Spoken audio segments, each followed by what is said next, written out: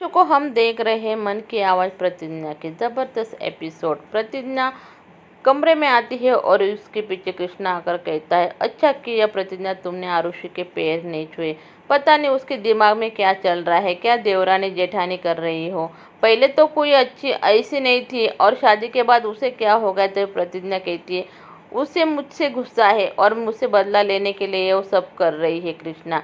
लेकिन मुझे एक पता है, बात पैर छूने की भी नहीं है। अगर वो कायदे से इस घर की बहू बनती ना तो मुझे उसकी पैर छूने में कोई तकलीफ नहीं थी। लेकिन केसर दीदी के होते हुए भी उसने शक्ति भैया से दूसरी शादी की और मुझे मालूम है कभी भी आरुषि ने ऐसा जीवन साथी नहीं चाहता। उसके बारे में उसे उसके शादी के बारे में बहुत ही अच्छे और प्यारे से कुछ ख्वाब थे। तभी कृष्णा कहता है, अरे यार वो बात छोड़ दो, अभी शादी तो हो गई ना, तुम हर बार क्यों एक ही रट लगा रखे हो। घर वाले सभी खुश है, तुम भी खुश रहा करो ना यार। और गुस्से में कृष्णा कमरे से बाहर चला जाता है।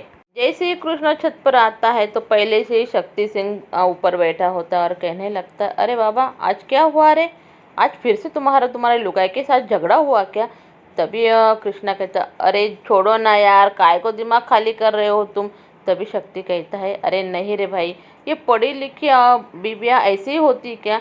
देखो बाबा, मुझे तुमसे एक सलाह लेनी है, अगर तुम मुझे बताओ तो। तभी कृष्णा कहता है, देखो शक्ति भैया, खामा खा मेरा दिमाग मत चाटो अभी। तभी भी कृष्णा उससे कहता, अरे बता ना यार, इतना क्यों भाव खा रहा है। अरे बाबा बता ना, देख मुझसे ना, तू तेरी बीबी जैसे पढ़ी लिखी थी ना वैसे आरुषि पढ़ी लिखी है। तो पढ़ी लिखी होने के बाद तुमने प्रतिज्ञा को अपने काबू में कैसे किया। तभी कृष्णा कहता है, अरे क्या बात कर रहे हैं, मैंने क्या कोई डिप्लोमा किया है प्यार का, तो मुझसे पूछ रहा है। तभी शक्ति कहता है, अरे बता ना भाऊ, क्यों इतना भाव खा रहा है। तभी कृष्णा, ठीक है बता दो, सोचने दे मुझे। और सोचने के बहाने कृष्णा सोचता ही रह जाता है और नीचे भाग जाता है। उसके पीछे शक्ति भी नीचे आने लगता है तो रास्ते में उसे केसर दिखाई देती है और कहने लगता है, अरे कहाँ जा रही हो। केसर कुछ नहीं बोलती, बेचारी क्या बोलेगी भी।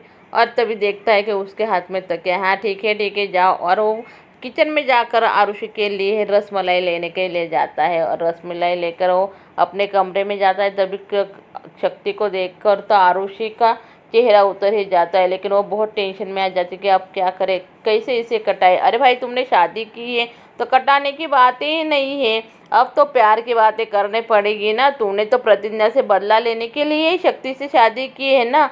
लेकिन शक्ति ने तुमसे शादी बदला लेने के लिए नहीं की है भाई आरुषि मैडम, अभी तो तुमको शक्ति को झेलना ही पड़ेगा। और शक्ति कहता है, देखो आरुषि, पहली बार मैंने किसी औरत के लिए अपने हाथों से खाना लाया है और खा लो अभी। तो आरुषि कहती है कि अभी मेरा मन नहीं है।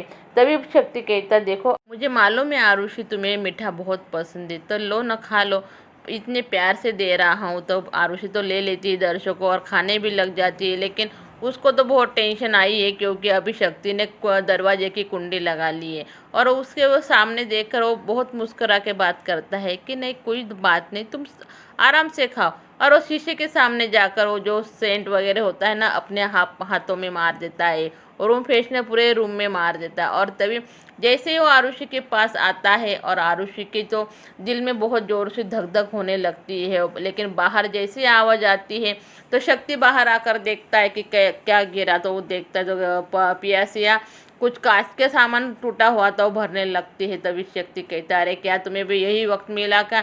तो वो कहने लगती कि अरे भैया क्या करे, रात का समय है तो गिर गया तो किसी के भी पैर में घुस जाती ना। और जैसे वो कमरे में आता है कुंडी लगाता है फिर से कोमल वहाँ आ जाती है और कहने लगती है, आज मैं ना आरुषि के साथ सोऊंगी शक्ति भैया, और तुम कहाँ भी जाकर सो। तभी शक्ति कहता, अरे ऐसा कैसा, अरे जहाँ हम दोनों का कमरा है और मैं उसका पति हूँ, हमारे साथ तुम नहीं सो सकती।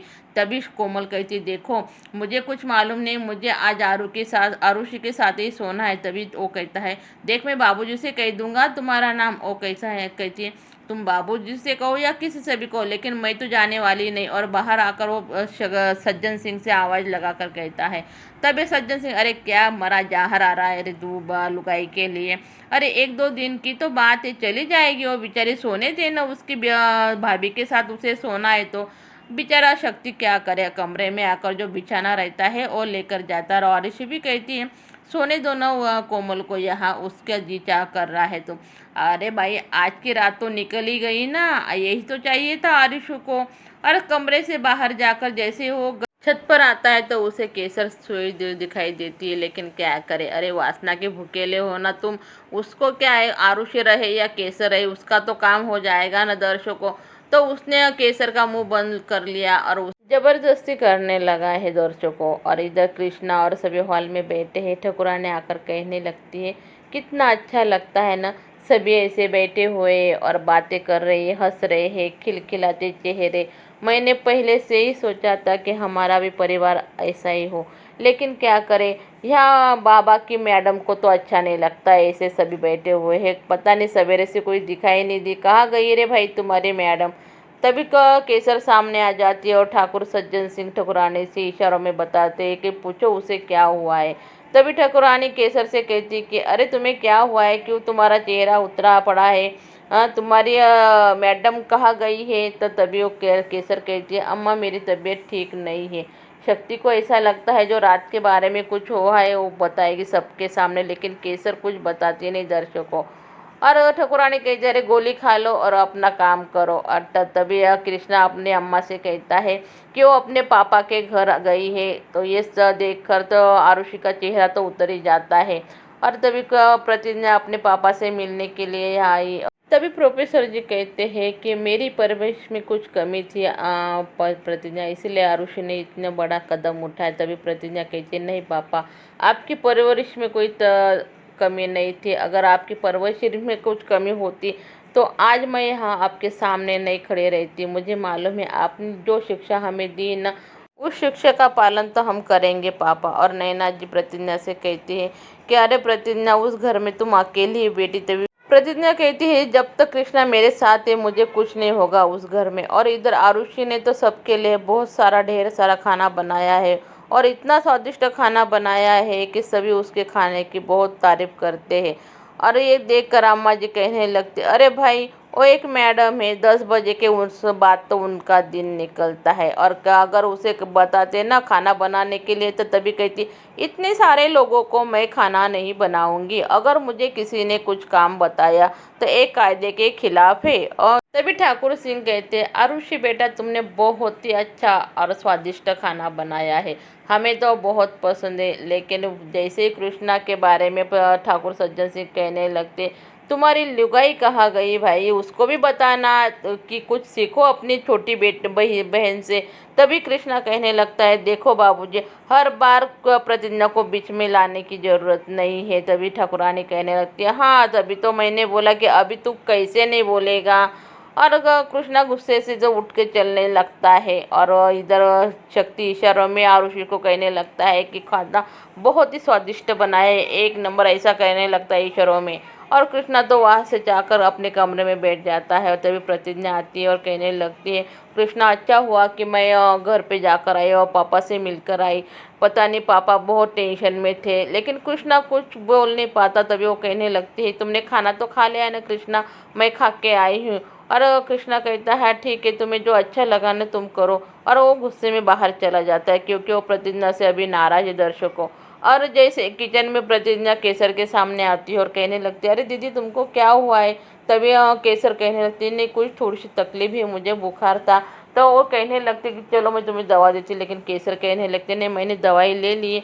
और इधर दादी प्यासे से कहती है कि मुझे दवाई लेनी है तो डब्बा लेकर आओ। प्यासे दवाई और पानी लेकर आती है और उसको भी समझ में नहीं आता है कि कौन सी दवाई देनी है, लेकिन वो एक पॉकेट उठाकर दादी को देती है। तभी प्रतिज्ञा आकर कहने लगती तुम्हें मालूम है कि दवाई किसकी है, ब्लड प्रेशर की दवाई नहीं थी कि ये नींद की दवाई थी। तभी प्यासे कहने मुझे क्या मालूम है किसकी दवाई थी, मैं थोड़ी पढ़ी लिखी हूँ।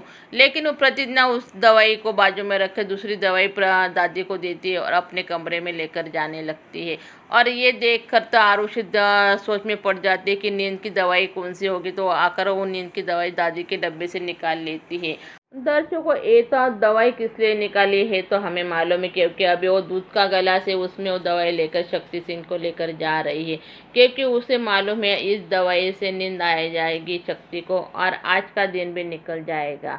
जैसे कि वो दूध लेकर तो आती है और पीछे जो रैपर पड़ा रहता है वो प्रतिज्ञा को पता चलता है कि वो रैपर आरुषि के हाथ से छूट गया है और कमरे में आकर वो शक्ति को दूध देती है और जो शक्ति कहने लगता है कि अरे दूध पीना पड़ेगा क्या। अरे शक्ति भैया, आरुषि को पाना है तो आपको तो ये दूध पीना ही पड़ेगा आज तो। तभी दरवाजा बजता है और आरुषि दरवाजा खोलते सामने प्रतिज्ञा को देखकर कहने लगती कि तुम्हें क्या तकलीफ है, क्यों आई हो तुम यहाँ। तुम्हें पहले से ही कहा था मैंने कि मुझे तुमसे कुछ बात करनी नहीं, लेकिन प्रतिज्ञा कहती तुम्हारी तबीयत खराब होगी। तभी इधर तो शक्ति सिंह तो सो जाता है क्योंकि नींद की गोली उस दूध में मिलाई थी, तो वो गोली के कारण सो जाती है और प्रतिज्ञा को समझ में आता है कि आरुषि ने वो नींद की गोली दूध में मिलाई ही। दर्शक हम आगे के एपिसोड में देखेंगे कृष्णा भैया अपने प्यारी सी पत्नी के लिए प्रतिज्ञा का कितना प्यारा सा तोहफा लाते हैं। आपको वीडियो अच्छा लगा तो वीडियो लाइक कीजिए, चैनल को सब्सक्राइब कीजिए। धन्यवाद।